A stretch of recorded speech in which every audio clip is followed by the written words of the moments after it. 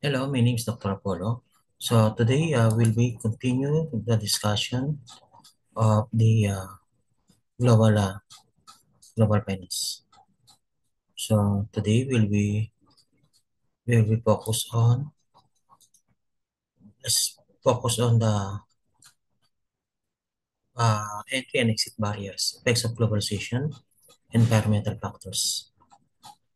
Okay, affecting national and multinational business organization and some applications. So entry barriers, no? Let's talk about entry barriers. So not many company can enter to the uh, global market for some reason. So most of the business is uh, obstacles in entering with them. No? That's according to Porter. For example, according to Porter, number one is high startup cost. No, so for example, not everyone can go to the pharmaceutical industry because of the high investments. And then another economies of scale. So for example, Walmart, no? So bulk purchasing. So nobody can uh, uh, can counter the Walmart, no, bulk purchasing. So because it requires a huge capitalization. Another thing is patent protection. That means uh, for a company to enter to compete with Apple, they must have a uh, inventions, okay, development like Apple does. No? So and many other company, no? So that because of their invention, they have monopolizing the business, no? Because nobody can because they are the only one. No? For example, Apple, it's been there since 19 during the 70s. So they've been developing Apple. Another thing is barrier is the government regulation, like licensing requirements for banks, capitalization. So those are the barrier. No? So let's talk about exit barriers.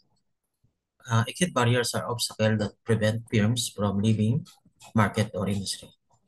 Example include high sunk cost, no? Investment in specialized equipment, no? Contractual obligation, long-term lease or supplier contract. No? So once you sign, so you have to fulfill your obligation and some emotional attachment. For example, family corporation cannot simply abandon their business, no? So because they are the one who build them, no? Effect of globalization has led to increased competition, market opportunities, and cultural exchanges. No? Effects of national and multinational business organization include increased market reach. That means e-commerce platforms like Amazon. So it's been virtually the whole world is their market. So it's just going to be like that, no? So access to global supply chain is uh, is another thing, no? Okay, so Apple's manufacturing in China.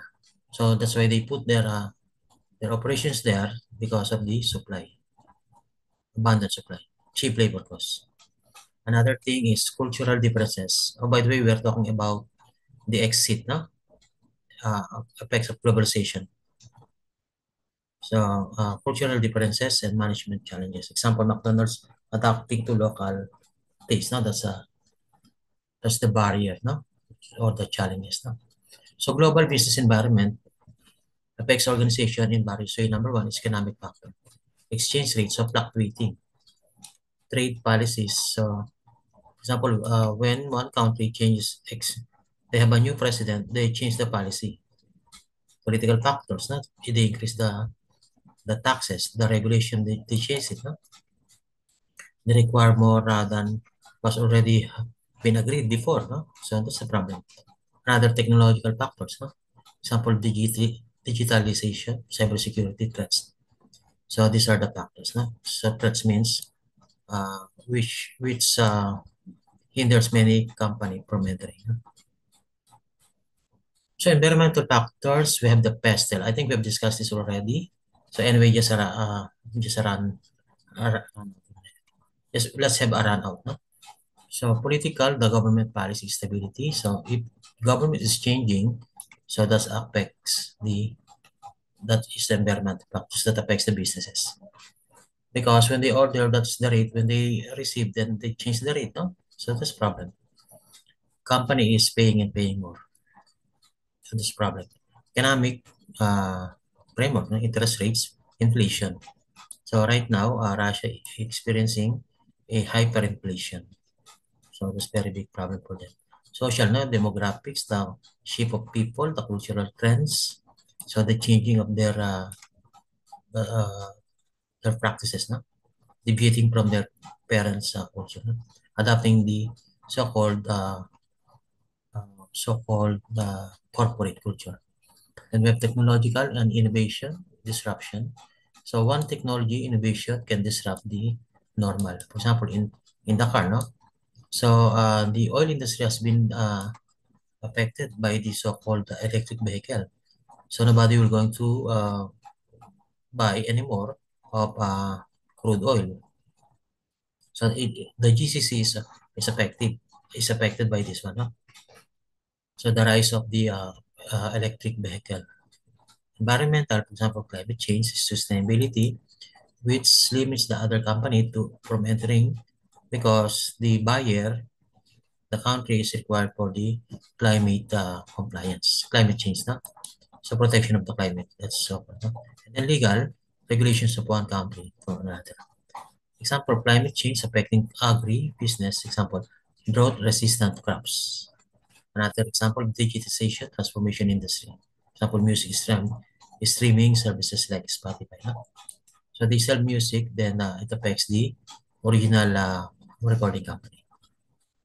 They lose they customers, no? Shifting to Spotify. And then application, because in like this one, they just going to have a membership and then they can access all the music, which is not the practice before, no? So in the music, you just buy per record, per album. So it affects their business. Application conducting market research and analysis to understand environmental factors. So interview, focus, discussion, like this one. Developing is a strategies to mitigate risk and capitalize on opportunity. So these are the topic that we've discussed. So try to think of how this can affect your company as well. No? So if you have some question, you can send me, and then I'm happy to answer to you. Bye bye.